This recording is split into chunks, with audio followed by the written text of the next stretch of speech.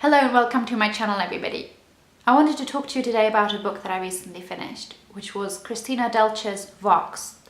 This is a dystopian novel set in the United States at a time in which women have to wear wrist counters that count every word that they speak. And they have an allowance of 100 words a day, and if they go over this allowance, they will be electrocuted. It's also a world in which LGBT folks are imprisoned.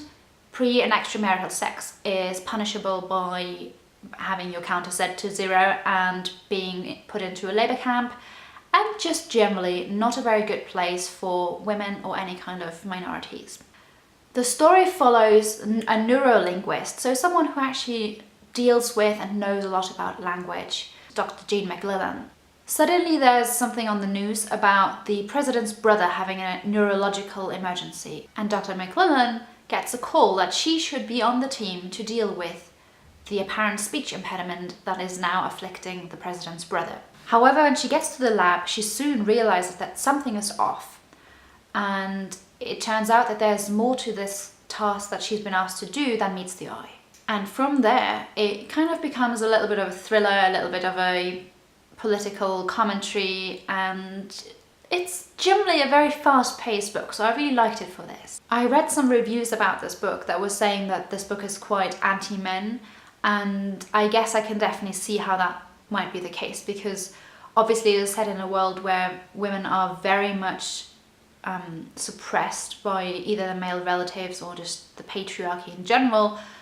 And I can also see how, with a seemingly quite passive husband and a pretty badly indoctrinated son, the main character would be feeling rather resentful of the men in her life.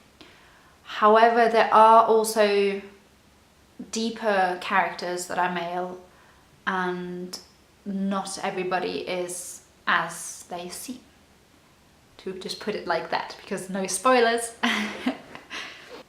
Overall, I really enjoyed this book. So I listened to it as an audiobook, and I whizzed through this in about 3 days or 4 days, which is very, very fast for me. And I was very gripped by it. It's definitely a gripping story. I'm not quite sure that... The thing was with the book, I felt like I could predict what was about to happen. So there were several instances where I thought, oh, this is how it's going to go. And then a few chapters later on, that's how it went. So that is not, for me personally, a criticism, because I guess I feel maybe a little bit smug that I might guess what the plot line might be. But I can see how that might not be the greatest thing for some people. What this book also made me think about is that general oppression of women that does unfortunately still happen in a lot of places in the world. And particularly as a female scientist myself, it reminded me how until very, very recently, and probably still now as well actually, unfortunately, women's voices don't tend to be heard quite as loudly as men's.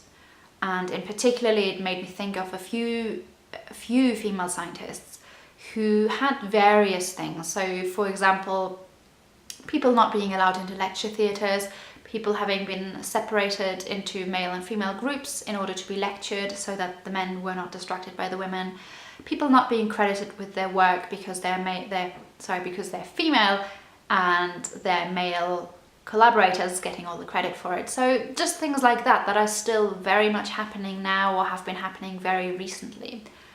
And so this book really made me think of all that. And yes, the book is pushing it to an extreme, obviously, with this idea of the wrist counter. But I think it is also in some way not too far off from reality. I really, really don't mean that we haven't come very far. I thoroughly believe that the world is a better place now in terms of equality than it was a few decades ago.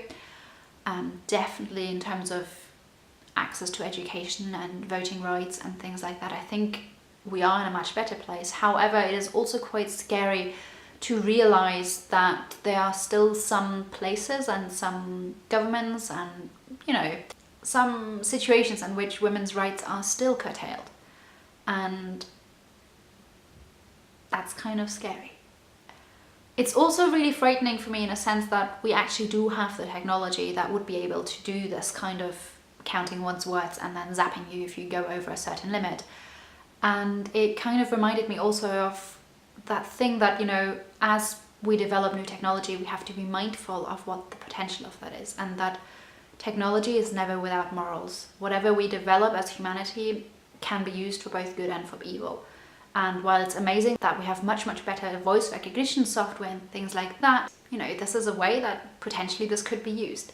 And there's also an element in the book that seems to really call people to action. So obviously not in a real way, you know, working against people having wrist counters, because as far as I know, this is not the case anywhere. But it is very much driving home this point that we cannot be passive in the face of oppression.